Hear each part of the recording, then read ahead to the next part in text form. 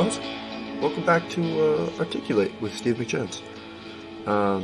This episode, I know I'm releasing it on like a weird time and day, but most people don't listen to it when it first comes out anyway, so it doesn't really matter. But I just did this one because it's more of a... I just wanted to get this one out. It felt kind of more like a therapy session. It's a little bit more serious, so if you're turned off by that, then turn it off. Anyways, that's all this is. Music and emotion with just me, solely just me. Enjoy.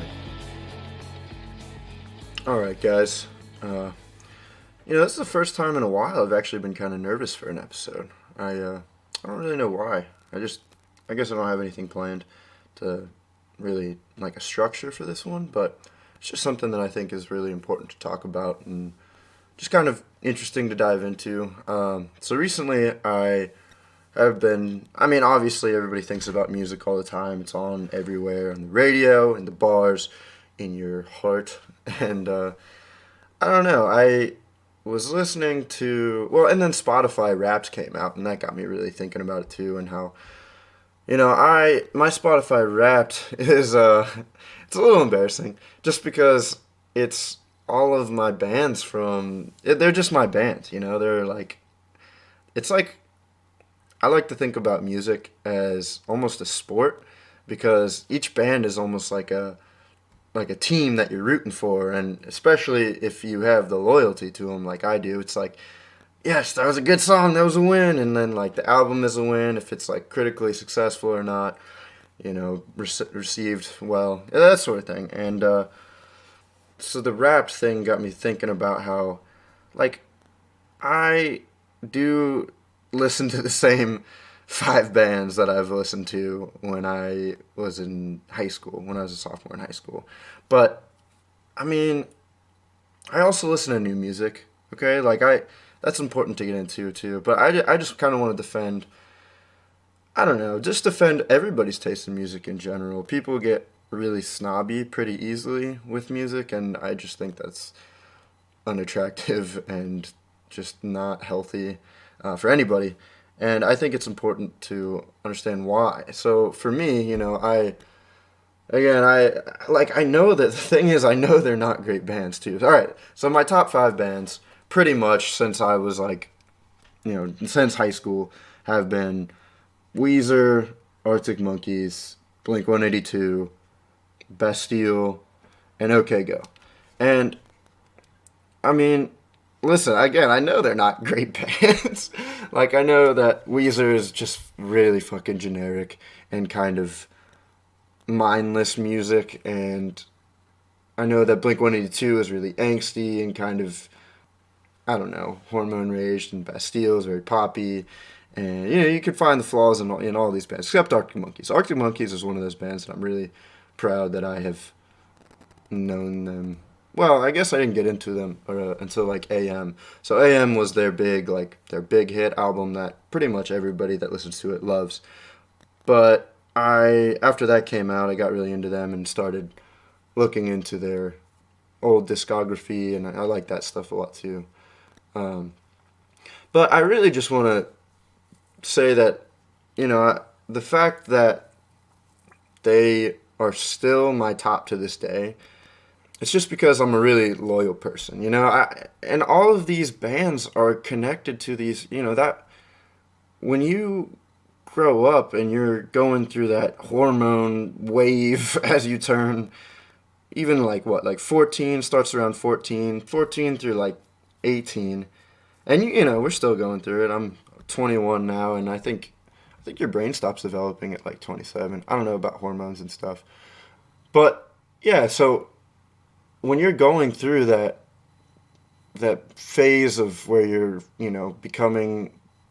but starting to mature a little bit and going through puberty, and everything just seems a lot more impactful. I don't know. I've talked about this with my friend Lucas all the time, with Donnie Darko, how, like, I don't know, we saw it in 8th grade and we just got really into it. And the thing with that movie is there's a whole mythology to it, and there's so many avenues you can travel and lenses to look at it through. And, as we watch it as we get older, we understand it's not like the best movie ever, but for favorite movies, it happened at a time. It came into our life at a time when it really spoke to us. And I mean, that's a thing in itself. How you have to be able to, when people ask you what your favorite artist is or your favorite movie, I don't think you should have to defend. Like I said, like Weezer is my favorite, not because they're the band that I like. That's the best band that I listen to. I know that, but they're my favorite because I have an emotional bond with them. Like, so my music taste has developed since I didn't really have any good taste in music. I just listened to pop music all the time, and even that's nostalgic in itself. Like, uh, I don't know, say like "Down" by Jason Derulo. I have a very clear memory of being in like fifth or sixth grade music class, and everybody, it was like a Friday, and everybody got to take turns and like bring a song in that we listened to and broke down, and my teacher was just like, "Oh, you got the Lil Wayne part down packed there, don't you?" And I like knew all the words, but Mr. Cummins, what a character. Um, but there's that emotional connection, but I didn't really have anything going on except, I had my brother's taste in music too, which, I mean, he listens to country now, if that tells you anything. And again, there's nothing wrong with that. You can't, everything's, art is subjective, so, but it does say something about the person, I'd say. But yeah, so I mean, I have, even certain songs that remind me of him, I have, like, any Akon song that comes up, it's like cheesy a little bit, but it's fun and it reminds me of being home and kind of being in that safe space with my whole family around. And I don't know, there's a lot of songs, especially songs that my dad got into with us. Like he loved Eminem for some reason. Like Without Me was a big family song that we all listened to a lot. And it's kind of funny to hear your like 50-year-old dad rapping along to doing an impression. But yeah, so I mean, there's that. And then, like, I think, again, as you start to hit that puberty age, the hormones start to come in and you start to try to figure out what you're attracted to and, like, your sexuality. I mean, for me, I didn't really have to think about it, especially because I came up in a time, I think that was right around, like, probably like 2012-ish, because that's when AM came out. But, like, I was in eighth grade, and that was right before. I mean, there was a movement for the gay community and LGBTQ and everything, ABCD, like the alphabet and the alphabet people, and yeah. I mean, I didn't really have to think about it. It's just more of a matter of like, okay, here's me going into this world of women, and I need to. Actually, Big Mouth covers it really well. I mean, Big Mouth is not my favorite show, or even, it's a good show. It's all right. It reaches a lot of audiences, which I appreciate about it. But and it's got some. Anyways, but it talks about it really well. How everybody else starts getting girlfriends and boyfriends, and you're just like, oh shit, I gotta hop on this train now. Like it starts becoming like a game, or like a very prevalent part in your life that you are constantly paying attention to. And I mean, even through that becomes, I think there are, I haven't completely figured it out, but I think within each person's life there are certain parts to each person that you kind of grow. Like, I don't know, you have like a career side, and then you have just a basic intelligence side, like a common sense sort of thing, and then there's like an emotional intelligence, Oh, and there's also like spiritual, but there's this like emotional thing, and as you start hitting puberty, that's when the emotional part of you is like brand new, and it's kind of all those hormones, like it just starts going to your head, and I don't really know the science behind it, but I just remember back in the day everything leaving a much bigger impact on me than anything right now. And not to say that I'm not impacted just as much as I was back in the day by specific things, but I think it takes, I don't know, it takes a little more than it did back then. Like I said, if I had watched Donnie Darko today for the first time, I probably would have had fun with it and thought it was a good movie, but it would not be nearly the same as it was back then. And so with music, eighth grade was a time when I finally started hanging out with girls or whatever, and kind of that emotional side started to develop, and what came from that was me wanting to connect with these girls on a different level, and finding out what music they liked was important. It seemed important to be like, okay, you listen to that, I would love to listen to that, just so I could talk to you, basically, kind of thing. And yeah, that's where, especially, I mean, shout out to Olivia Mead and Emily Workman, I guess, that you guys both showed me the Arctic Monkeys, which I really got into. Olivia actually was super into Blink 182 as well, and so those, I mean, those bands are really impact. Like they remind me a lot of that period, and what even more than just a nostalgic reminder of what that time period was. It was me finally developing a personality in a way that was unique and kind of like, this is my music. Like, before it was just all the pop radio that everybody listens to, or my dad's music, or my brother's music, or my sister's music. My mom doesn't listen to music, she's deaf. Actually, she listens to The Cure, but anyways, not really. She listens. My mom's goofy.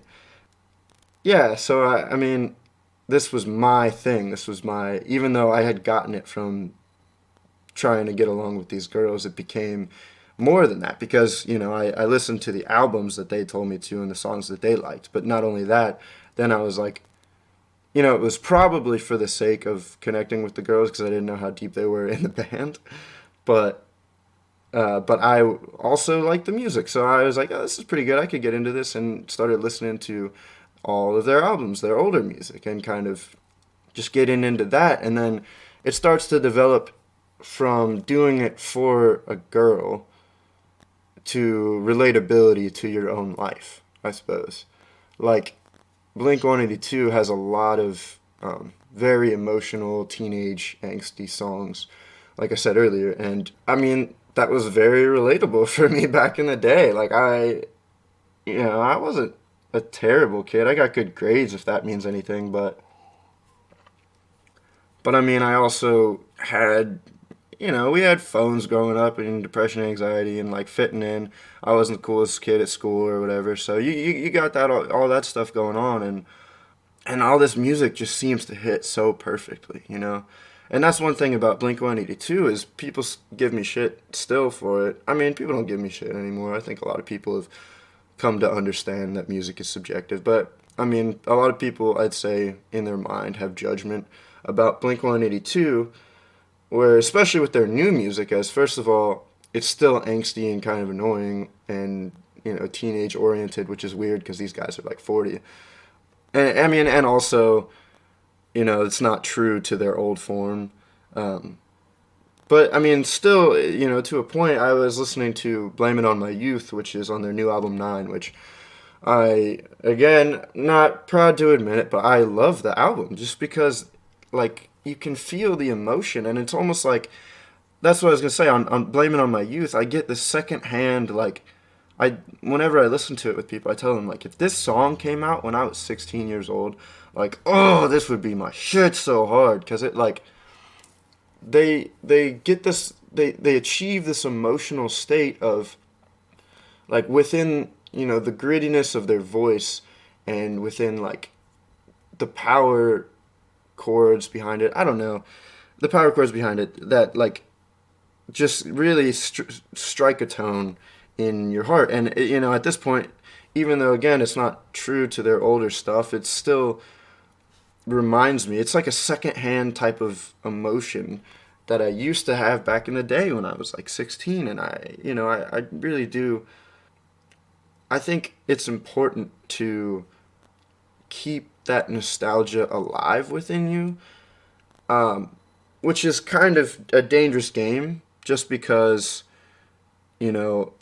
you don't want to get caught in the nostalgia. That's another thing with music and kind of memories in general, is like, you don't want to get caught stuck in either the good old days or times that you thought were the good old days when really, like I'm fantasizing about this music right now, but in reality I was, I was a weird kid and I had a lot going on in my mind. I was a little depressed and a little anxious, and I had fun and all that, and I did thoroughly. I think I thoroughly enjoyed high school, but there's just certain feelings, there's just certain emotions that you, and memories, I guess is really what it is, that you should definitely hold on to, just because those are your roots, and that's, even though you're kind of, I don't know, especially as you get older and you mature, I think you develop a different person than who you were. Or I would hope you. I try not to judge anybody after, sophomore year of high school, because that's when I changed a lot, really. I just don't think you should judge anybody in high school. But it's you become a different person, and that's the way it should be. But I think, again, it's just really important to hold on to those roots and kind of remember them. Don't hold on to them, but view them from a distance, and weigh that in with what other people are going through and what other people of other ages are going through. If they feel any emotion that in depth than the way they do, and they feel so strongly about something, there's probably a reason that they feel that way, whether it's a memory, an experience, a feeling, whatever it is. Yeah, so this new Blink album just really captures that feeling I used to have, and it's really fun to just kind of get into it, and it's reminiscent of that growing emotional side, and it gets me looking forward into developing my future emotional, what is that, like your emotional intelligence, I guess. And yeah. Yeah. But yeah, and it's like Weezer they are my top band, and I unfortunately again got into them for a girl who actually had a boyfriend at the time. But I was like, and she also made it so weird that, like, she's like, oh, I just love Weezer, and I was like, okay, so I gotta listen to Weezer, and then I look up, and this is even in like 2014, and they still had like 9-10 albums out, but so I went back to her and I was like, so they have so much to listen to. What do you like? What should I listen to? What's their best stuff? And she's like, I don't know. I just like it all. And I was like, shit, here we go. So I downloaded the entire Weezer discography, all 10, 11 albums. And just, at first I was like, all right, well, I'll just listen start to finish, pick out the songs that I like, and just kind of grab onto them. But, you start, especially with Weezer, it's like you listen, you're like, this all just kind of sounds the same, like it's kind of bland. I mean, Blue Album obviously is amazing, which, gets you interested in the sound. But, and then Pinkerton switches it up, really, and you're like, oh, this is really, at first it's kind of like, how? Like, what is this? And then they kind of go back to their old, like, boring self. And,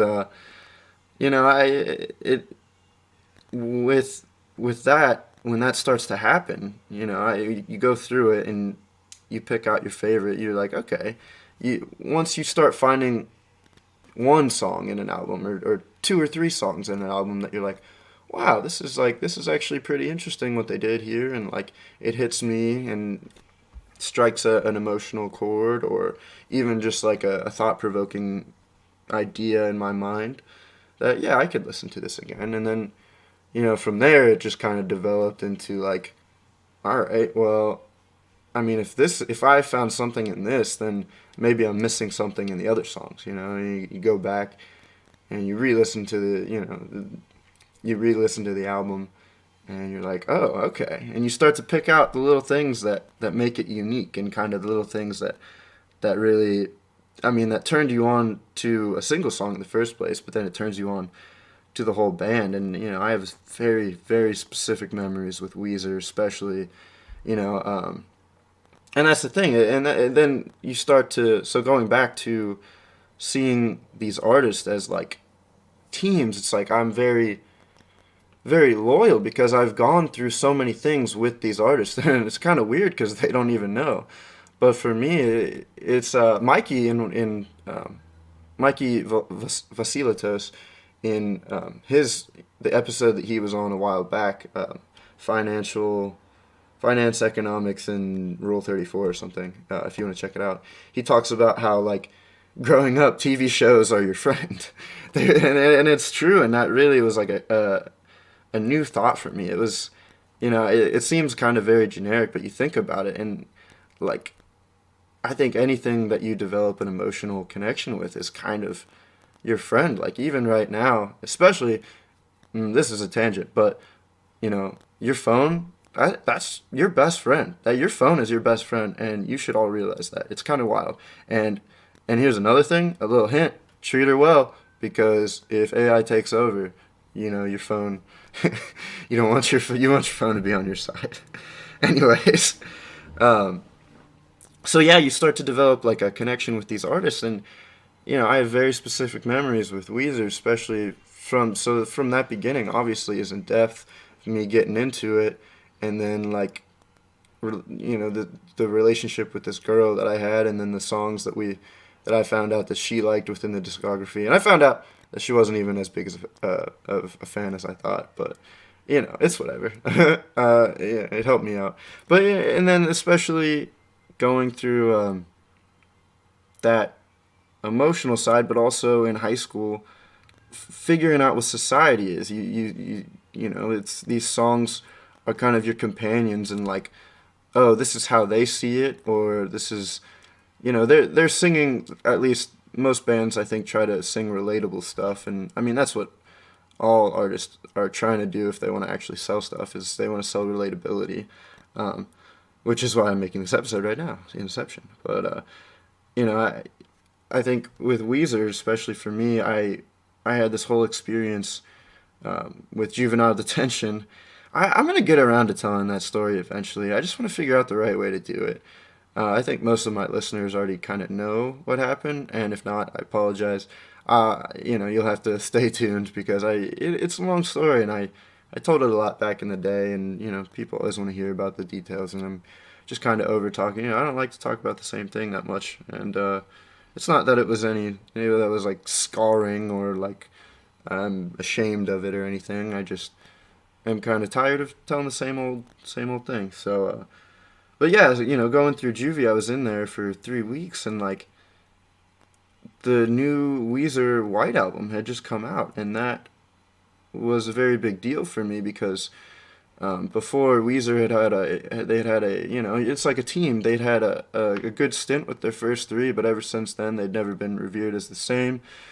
Beverly Hills, which was in 2005, was their peak, and then they started falling off kind of, and around 2010 they took a hiatus, and 2014 is when they started coming back with Everything Will Be Alright in the end, and you're like, oh, this is kind of a return to form type thing, and you're like, all right, your team's doing something right. It's starting to look like they're gonna have some wins here, and they get some radio time to start. People start chattering about them a little bit, and yeah, and then you have this. So that comes out. That's right when I was getting into them, and I actually saw them that year, and then 2 years.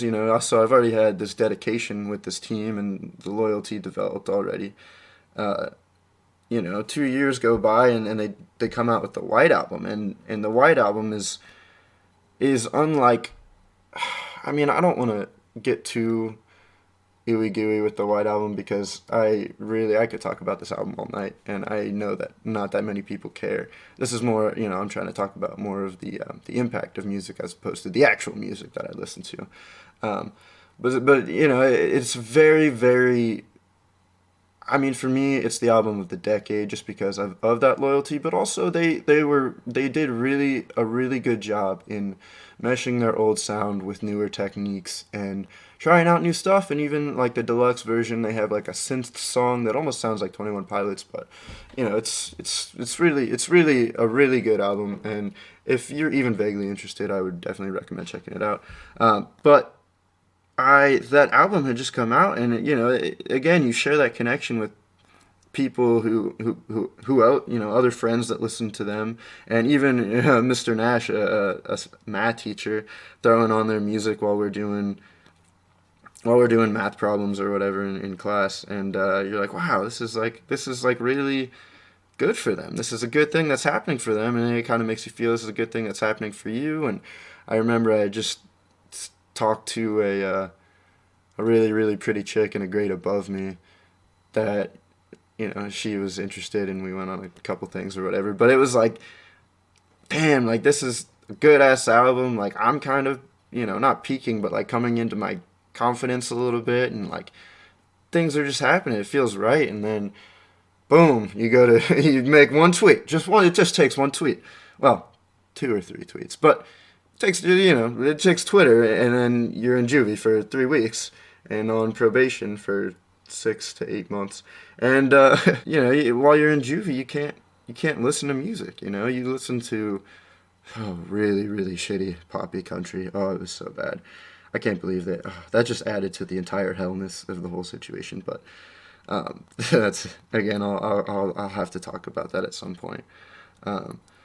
But the White Album had just come out, and like in that moment before all that happened, it's like that's all I wanted to do was listen to that album just over and over again, because again it was like a win for them, a win for me, a really good growing experience together. And then I go to juvie and I can't listen to it, so I started just remembering all the words to try to remember the track listing and then all the words to each song so I could just play it in my head. I had it down pretty well, if you were wondering, so I wasn't missing out on that much. But yeah, and so even in that sense, they helped me get through a tough time. They really helped me power through that. And aside from the emotional hormone race, they also helped me develop in this box of the real world where you're in the real consequences. This is like you realize that you can't always say what you want, and you can't always do what you want, and the real world is when you're in juvie or in jail or wherever, even if you want to think about it as you're at a job that you have to be at, it's just you're constantly surrounded. Aside from that comforting home life, you are pushed into this thing where the world is in your face, and you realize that it's not your world. You share it with other people, and there are rules, and there are consequences. So this album really, I related to it in that way, where I was doing, I don't know, it's really hard to describe, but I think you kind of get the gist of what I'm going for here. And yeah, and I mean, even on another side note, so Bastille, they were actually one of the bands that I went to look for new music by myself, and this was like one of the first times I had done this, and without getting a recommendation from anybody. And I went and found Bastille, and again, that's I'm kind of proud, because it's like, yeah, I found this band on my own, and they're like, I don't know, his voice is really really soft to me. It's something about British people. It's really I know a lot of their stuff sounds the same too, but again, you find different things, and it hits differently throughout different experiences. And Bastille especially, like, I got in trouble when I was a sophomore for smoking weed. Actually, I got big time caught, and grounded for a month and whatever. And you have no phone, you get your phone taken away, and you can't listen to music again. And then you don't realize how helpful that music is until you can't listen to it. And I knew that Bastille was something I was into at that time. So I would get to school. I had to ride the bus, but I would rush after the bus to get to class so I could get on the school computer and just listen to 1 or 2 songs on YouTube. And that's something you go through with a band. That's something you go through with an artist. So that constantly reminds me, any Bastille song constantly reminds me of February in Mr. Back's room with a bunch of bozos and being in trouble and kind of having this fear of what's going to happen to me, what's going to happen to my friend who got in trouble with me. And yeah, I don't know. It's something really, it's really magical that I think everybody should take the time to develop that a little bit. I mean, even like I said, it may not hit. Find a band that you're generally interested in, and it may not hit immediately, but I think it's important to have a favorite band because they do help you go through certain events in your life and help you grow and help you think about things in a different way. And yeah, that's kind of, that's my explanation for Weezer, Bastille, let's see, Blink-182, got that covered. Arctic Monkeys was with Blink, so I mean, again, I don't have to really defend that one because they make really good music, and I think most people can agree on that. And then OK Go was kind of later, and I don't really have to defend OK Go either because they're kind of niche. That not a lot of people listen to them, but they are. I think their music is really experimental and really good. And yeah, I think.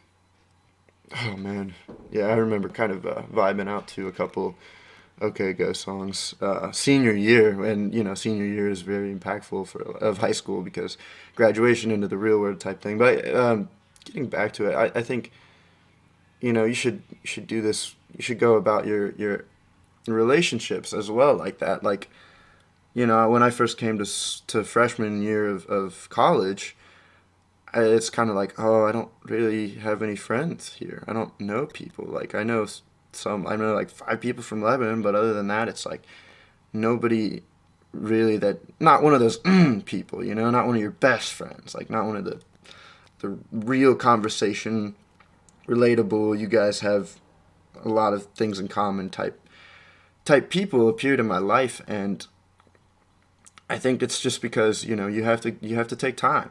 You need to take time to develop a relationship. You can't come to college and expect to just have a best friend already, unless you go with your best friend, which is a whole different ball game. But you have to be able. Now that I've been at school for 3 years, it's like, yeah, some of these people here are still, we may not share the same common interest or a lot of the same experiences, but we've been together for 3 years, and you develop stories and you develop a chemistry, and it's just a new, another foundation on top of that one you already have. It's another layer.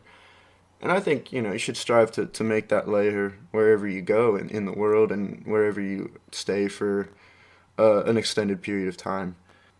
But yeah, so I mean, there's all that connection to music, and the nostalgic look at it. But there's also got to be this forward look with music. Again, like I said at the beginning, you don't want to you don't want to get stuck in the past and in those old songs because they're good and they do help you grow and they remind you of who you were.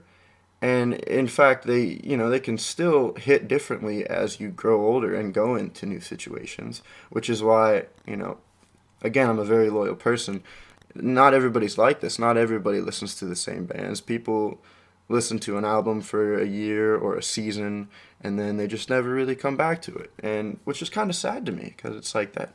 It's just like leaving an old friend behind, but that's to each their own.